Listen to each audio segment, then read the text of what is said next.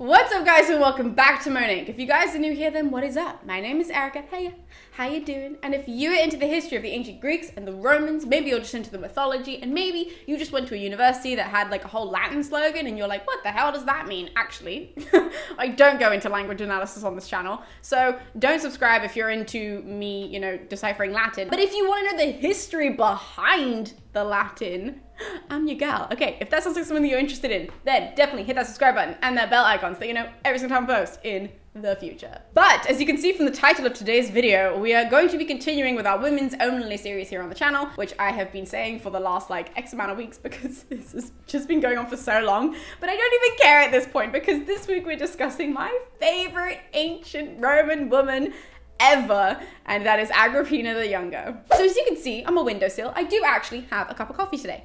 Fabulous. And I do advise that you either get a cup of tea or a cup of coffee for this video because it's about to be gossipy as hell. She is Agrippina. She is just mental. Just the whole story is what the hell is going on from start to finish? It doesn't even let up at any point in the story. And so that's why I'm so excited to be talking about her with you guys. But it means you're probably gonna want either a snack or a tea or a coffee. I have a nice black coffee because I don't like milk in my coffee. I just think it's really gross. And I like to suffer. So this is how I do it, with just straight black coffee. So go get yourself a refreshment, pause the video, and then come back because it's about to get real. Okay, so Agrippina. Agrippina was around from about 15 AD to 59 AD. And for those of you who don't know when the hell that is in history, this is now the early Roman Empire, okay? So the early Roman Empire, at this point, we're now on the 4th emperor of Rome. So at first you have Augustus, you then have Tiberius, you then have Caligula, and then lastly, the 4th one is Claudius. And that's where we're at right now in history. So we're under Claudius's reign. Agrippina pops up, and she is basically one of the most well-connected Roman women ever, I want to say, honestly. So her father is this guy called Germanicus, who in the early Roman Empire Roman Empire anyways, but the early Roman Empire is literally one of the most important people to be on the political scene, to be a general, to be all this kind of stuff. He was incredibly important. He should have been emperor, personal opinion coming out there, but she is his daughter, and her future son is going to be the next emperor of Rome, called Nero. So this is crazy because then she ends up marrying the emperor as well. So her husband's an emperor, her son's a future emperor, her dad should have been emperor. Come on. Already, we have a great family line for a great story, and oh my goodness, let's just, whew. So up until this point, Emperor Claudius has been married a bunch of times, okay? And now his new wife, new old wife, ends up dying, and so he's in the market for a new wife. He can't be wifeless, basically. So his attendants come up with a whole list of people, and Agrippina is actually the second person on the list that they advise that he should marry, according to Tacitus. We have two sources, by the way, for Agrippina, Tacitus and Suetonius, so that's where both of these are going to be taken from. If you guys want to know which is from which, go onto my website, www.moaning.co.uk. I said that really fast, it's in the description below, don't worry. And you can see where all these quotes are coming from and all that kind of jazz. But back to my narrative. Agrippina's second on the list. And the reason why she's second on the list is because her family ties are super important. She already has a kid, so she already has Nero. But she wasn't as important as the first person on the list, but it's not really all that important. But anyways, Agrippina ends up being the front runner. And when she realizes that she's the front runner, because Agrippina at some point clocks it and she's like, haha, wait,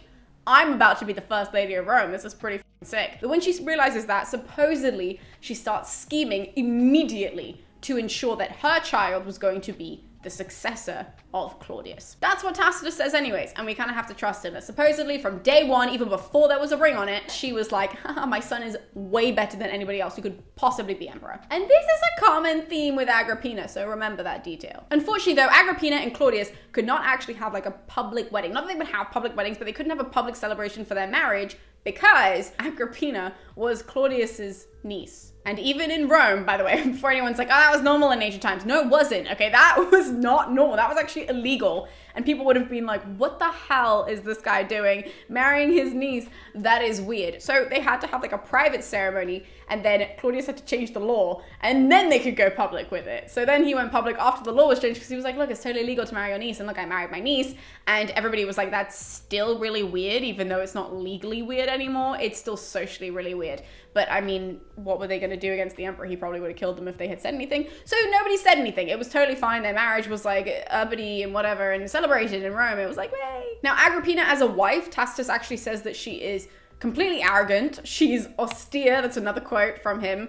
But apparently she's chaste, which is kind of funny because in history when we describe women, it's usually like if they're that power hungry. He describes her as being incredibly power hungry, which is why she's arrogant and austere. But that usually comes with women using, you know, their sexuality, right? And being sexy and all that kind of stuff and using that as a way to gain power.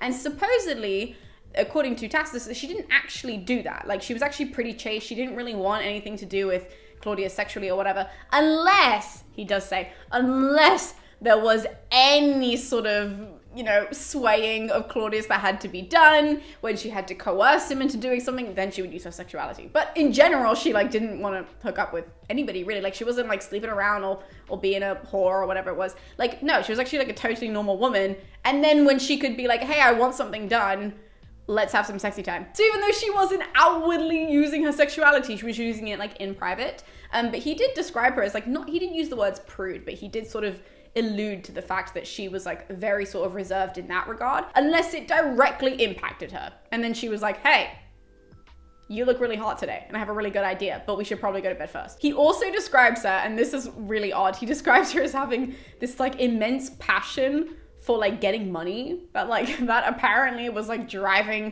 everything that she did, was that she was super money hungry along with being power hungry. And I just think that that's a funny detail to point out if it wasn't true. So I totally believe that she was like, yo, I can get some money that way. We're totally doing this. And then I'm going to be sexy so that you'll agree to us doing this so that we can get more money. Like, whatever. She sounds like a hustler in my eyes. It's just a very odd picture that Tacitus paints of who Agrippina is before any of the weird starts happening. Okay, we're not even on the weird part of her story. And he starts sort of rolling into the weird part of her story when he describes how jealous Agrippina gets. So Agrippina is renowned for being very jealous and insecure on that front.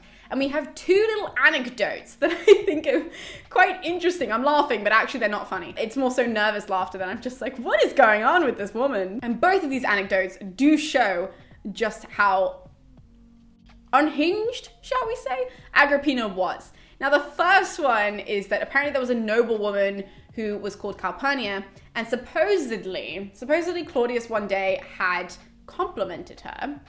He had said some nice things, and so she was, quote unquote, struck down by the gods, which she was killed. That's what that means, guys. So she was killed by the gods because Claudius had complimented her. And my main question this entire time, whenever I read that, because I read it a lot, and whenever I read that, I'm thinking, what did Claudius say? Because I will compliment my guy friends. I do that all the time. Like, when my guy friends have like a nice outfit on, I'm just like, oh my God, who is he? Like, look at him looking sharp. When they get their hair cut, I'm always like, oh my God, you look great. I'm just like a hype girl kind of friend. So was Claudius being like a hype man? Was he like, oh my God, like your shoes look really nice today. Like, who is she? What a boss. Was he saying something like that? Or was he being like, yo, you got nice tits? Because, I mean, there are two totally different scenarios there via complimenting. Did she have to die for it? That's really my question, is like, what was actually going on? She shouldn't have died anyways, but like, I really want to know what that comment was that sort of prompted that reaction in Agrippina. Supposedly, I mean, we don't actually know if that happened, but like. And the second anecdote was with a woman called Lollia Paulina. Lollia, I think it's Lollia, is how you say that. But she also was like super pretty. And so she sent Agrippina, not Lollia. Agrippina sent the like head guard to where she lived and forced this woman to commit suicide. Now, the reason why I wanted to bring this up is because I knew a bunch of you were going to be sitting there like, that is absolutely disgusting and that is awful, blah, blah, blah, like go off on a tangent. It is. I'm not saying it isn't. It is absolutely awful, but it was fairly normal in ancient Rome. And I needed to discuss this before getting on to really Agrippina's main story, her main sort of like claims to fame, her 50 minutes of fame, because they both involve sort of this thing, right? Okay, so let's just talk about it, guys. So in ancient Rome, and this is not exclusive to ancient Rome, by the way, this is also in ancient Greece, that usually suicide by force was like a normal punishment, okay? So if you think of the example of Socrates, I kind of explained it in my old like Plato episodes where like Socrates technically wasn't killed because the state told him basically to commit suicide, right? So he had to drink poison. In the same way that continues in Rome, that a lot of people were forced to drink poison as a way of the state killing you. because it was poison. Does that make sense? Like, it wasn't like, you know, when people in history start like chopping off your heads, like that's not what happens. In Rome, they were like, haha, just drink this poison. So it was totally different. So actually, being forced to commit suicide is a very normal thing in ancient times. Totally normal. And people weren't only forced by the state, like directly by the state, where they were like, you must commit suicide and you must drink poison. But there's another side of it where people felt like they were forced because of the laws that were in place. And that, it sounds a little bit weird. So in ancient Rome, if you like owned a big plot of land, right? Let's just say that you own loads of land, then it's highly likely someone is going to try and come and kill you, because there was also a law in Rome that if you would come and kill this person, especially if it was like during Sulla's time, which was like back in the Roman Republic, and this law sort of like held up, that if you then killed a person who he wanted killed, or like an important person wanted dead, or whatever it was, if you killed that person, you then got all their land. It doesn't matter that they had all this family, you got their land. So a lot of people, what they were doing is they would commit suicide so that way nobody could then inherit their land and their family would inherit their land. That was what it was. And then their family had to deal with the whole, like, do we kill ourselves, or what's the whole deal? It was a really weird time to exist, but I just wanted you guys to know that actually the whole poison via suicide, like people using poison to commit suicide, is super normal. That's super normal. And that's important because Agrippina's claim to fame, both times, both little stories involve poison. And it's hysterical. It's hysterical because it's absolutely bizarre to the modern eye.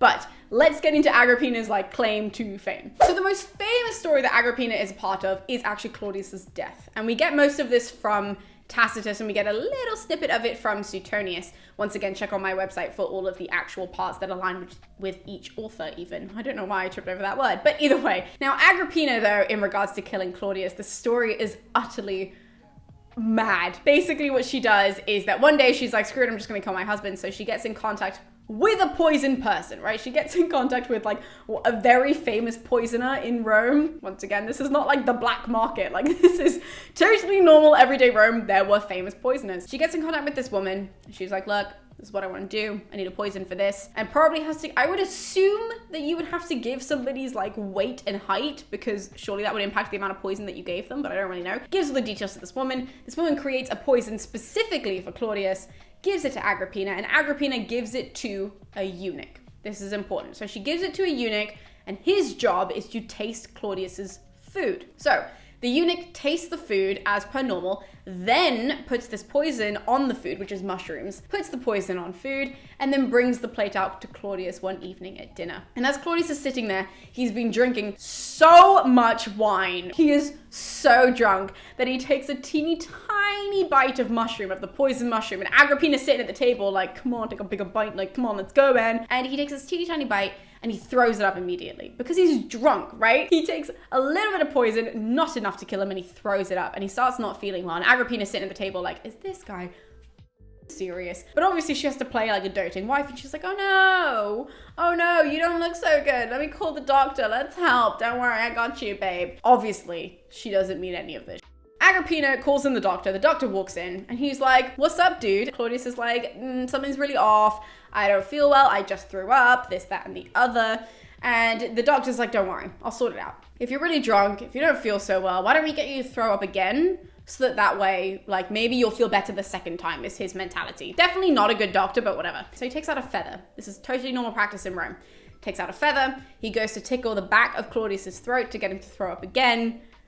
However, the feather is dipped in poison, and so Claudius gets double poisoned. It's phenomenal. Agrippina got the doctor in on the murder too. Oh my god, it's just amazing. And so Claudius ends up being double poisoned. He's double dead now on the floor, and you're reading it just like, what the hell? So this woman, Agrippina, hired a poisoner, a eunuch, to actually elicit the poison, gave it to her husband Claudius, and then got a doctor who was also in on it to double poison her husband. What a fabulous freaking story. And when you're reading it in Tacitus, it's like your jaw's just slowly opening, and then it just slowly hits the ground, and you're like, what the hell? And the story does not get less crazy after that, okay? You'd think, oh, that was like her peak crazy. No, it gets better. So after his death though, Claudius is on the floor, and they're like, great. He died, fantastic. That was the whole, aim of this. In Suetonius, actually, he does say that there was no eunuch involvement because we do have his name. So I like to think that it's probably just because Suetonius doesn't want that eunuch to get lots of hate for killing an emperor. So according to him, then it was actually, what's her face? Agrippina. How did I forget that? It was actually Agrippina who elicited the poison on the mushrooms after the eunuch tasted it, and he had no inclusion in this, but either way. So Claudius dies, and Agrippina then, at that moment, she is like, now I have to make sure that Nero is going to be sole emperor. Bear in mind, this is the whole goal, okay? She just wants her son to be the emperor. In this period, what's important for you guys to know is that whilst this is all going on, while she's plotting her husband's death, she was ensuring that Nero would be the right heir to the throne by having him marry, this is really weird, having him marry Claudius's daughter Octavia. So he married this man, okay, this man married his stepsister, but also technically his second cousin, which is weird. It's not as weird as the whole like niece and uncle thing, but it's utterly strange. Like I think they're second cousin. Is that what they would be? They're blood related, not very close blood relations, but they are blood related. And now they're marriage related. And then they get married on top of that, which is bizarre. But it means that then when he dies, when Claudius dies, Nero does sort of seem like the logical person to step up to the throne. So what Agrippina does is she ensures that his son, Britannicus, who is the rightful, he should be the emperor, okay? Britannicus, as the son, should be the emperor. Agrippina literally locks him in his room.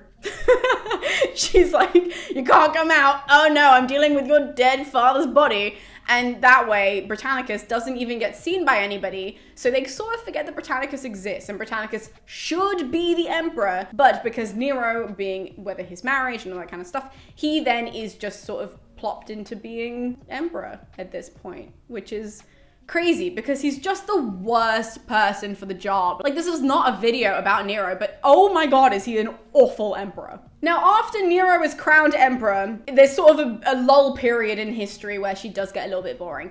But what she does do is she tries to get a lot of power from Nero's position, which kind of makes a lot of historians and a lot of people, like nowadays and ancient historians, think that that was sort of her whole goal, is that Agrippina wanted to be in a position of power and was just sort of using her son as a pawn in order to get her in this position, if that makes sense. So Nero supposedly starts to notice this. Over a couple of years, he's like, actually, my mother is toxic as f***.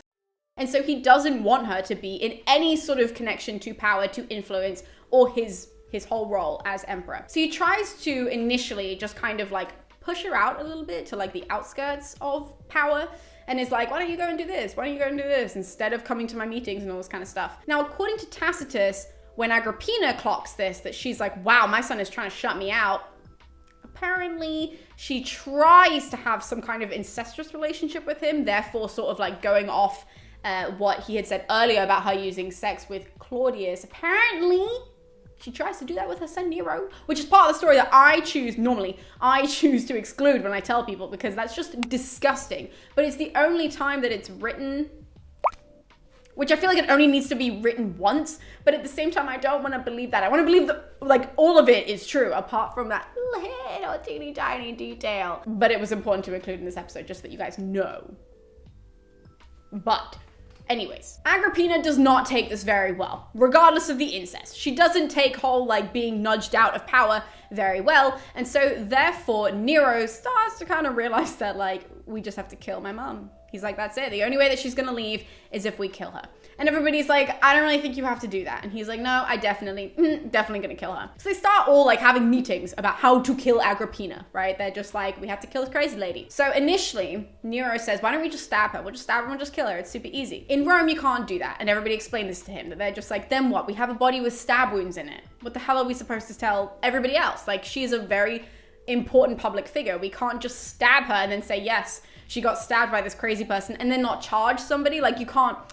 It would just be way too complicated. So Nero's like, all right, cool, plan averted. What's another option? What else can we do? Why don't we poison her? That's a good option. And everyone's like, actually, yeah, we should just poison her. So they go to dinner one night, get poison for her from another poisoner, because once again, that's the thing. Get poison for her, put it on her plate. Agrippina's eating, and everybody's like watching, being like, when is she gonna drop dead? This is so exciting, but like, this is taking a lot longer than we thought. And Agrippina eats her entire meal and it's totally fine. And everyone's like, what the f-? As it turns out, Agrippina I'm laughing because this is actually funny. Agrippina has anticipated that this is going to happen to her. And so what does she do? But every day since she has murdered Claudius this way, she's been taking little bits of poison so that she's immune. The woman is immune to poison. So she eats everything that has poison on it.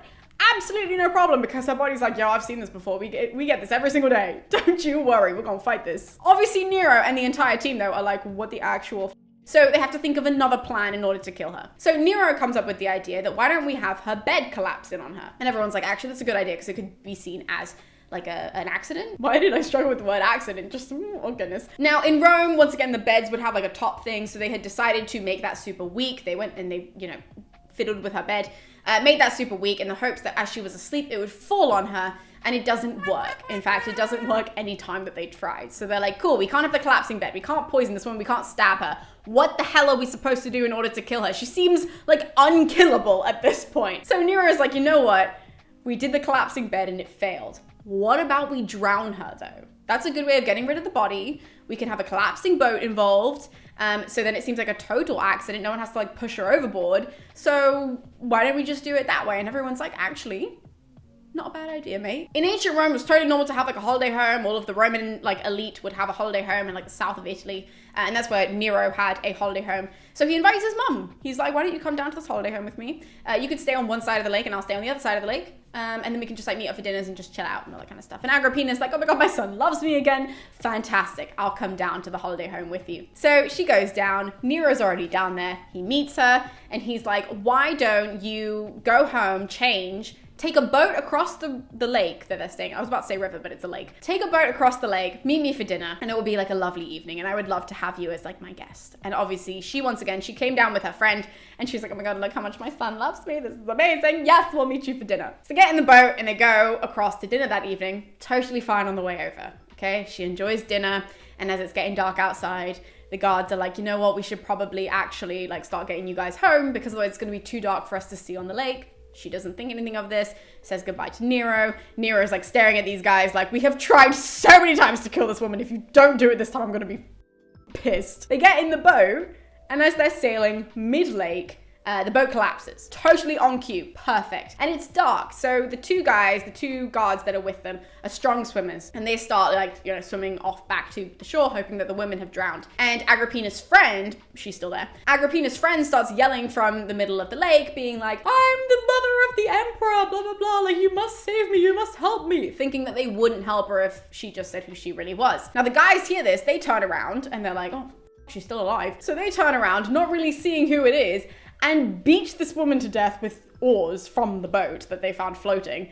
Beat her to death. So they beat the wrong person to death. But you're probably like, well, what the hell's Agrippina? Did she drown? Is that how she dies? No! This is the best part, is that Nero had forgotten that his mother is like the best swimmer. And she swims back to shore, back to safety. This woman is just like, oh, a collapsing boat? No problem. Oh, poison? No problem. My bed tried to crush me in my sleep? No problem. She's invincible. It is just mad. I can't tell if she's a super villain or a superhero at this point. Like, I just have no idea. And it's just hysterical. But we're gonna fast forward because you guys are probably like, well, how the fuck does this woman end up dying? And actually, Nero just ends up being like, screw it, we have to go with plan A of just stabbing her. And so he sends two of his guards to her home. And when she opens the door and she sees the guards, she knows exactly what they're there for. And she like has this super dramatic moment apparently where she like pulls back her clothing and she's like, stab me in the womb because that's where the emperor came from and that's who's killing me now. Like, so dramatic and over the top, but like, how else was she supposed to die with that